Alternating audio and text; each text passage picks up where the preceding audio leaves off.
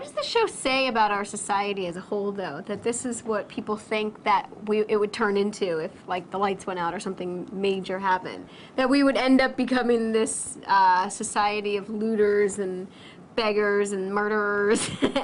I mean, honestly, this is what people think would happen. Well, I would hope that we would have a little more sense to not let our nation fall into that sort of disarray. I would hope so, too. Right? I would hope so.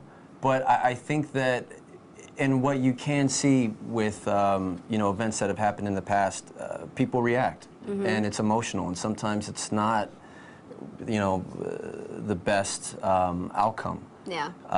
So I think that when there is panic, that some people are going to panic and react that way, and then there are people who just want to take advantage, and then there are people who hope. Yeah. And that's what's so great about this show, is that it really is about a group of people who have that hope. Yeah. And who want to find answers and kind of bring life back. So what do you know about where this character is headed? I think you're going to really be able to see the militia a little bit through his eyes and that whole process. You know, kind of like the military and young soldiers who are being brought up. You're going to see what that life is like. But obviously there's Charlie, and I think that their paths are going to cross again. Okay.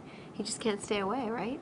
How can you? She's cute. beautiful. She's cute. You guys film in, where, North Carolina? Wilmington, North Carolina. Okay, so is it good to be away from LA, less distractions when you're filming? Yeah, at first I thought that, I was like, no, I want to work in LA because everybody's here, my family's here, but it's good to be away because then you're just focused on the work, and it's good to have that time by yourself and thinking about, well, wait a minute, what do I want? Yeah. And you go back, so you're here now, and then you'll go back to North Carolina to film some more. Yeah. Or maybe something happens to you, and you're never going back. Don't say that. Don't say that. I hope not. At least not for. Well, in this type of show, you just season. never know who can get the axe. I was surprised that I forget her name in the show, but the one lady, Annalise. Yeah, she got that. Yeah, I think that's what's so great about the show. I mean, obviously, it's great for the fans. Yeah. But obviously, it's funny when we get a script, we all just kind of race through and skip through. Am I alive? Like, Am I alive? Am I alive? Did I die? Woo! I'm good this week. And you know, I mean, you can get cut or stabbed, and you die from that in this world. So. Although Nora got stabbed and she didn't die. She's like, oh, it's fine. Didn't hit it or anything. I'm thinking, if that happened to me, I'd probably be in a lot of pain.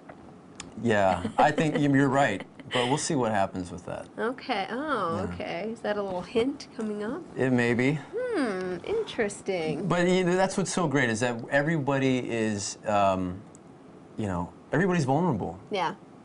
It's exciting. Where is this show headed in terms of how much will we learn about this season, about why the power went out, and if they can turn it back on? Is it they going to drag it out through the whole season so they get a second season, or are we going to start to learn more? In my own opinion, I can't speak for the writers or you know, NBC. I don't know where they really want to go with it, but I think that you will get answers sooner rather than later. Okay. Because it really is, if you think about the story, it's like peeling back an onion. You know, there's all these reveals until you get to the core of it. So,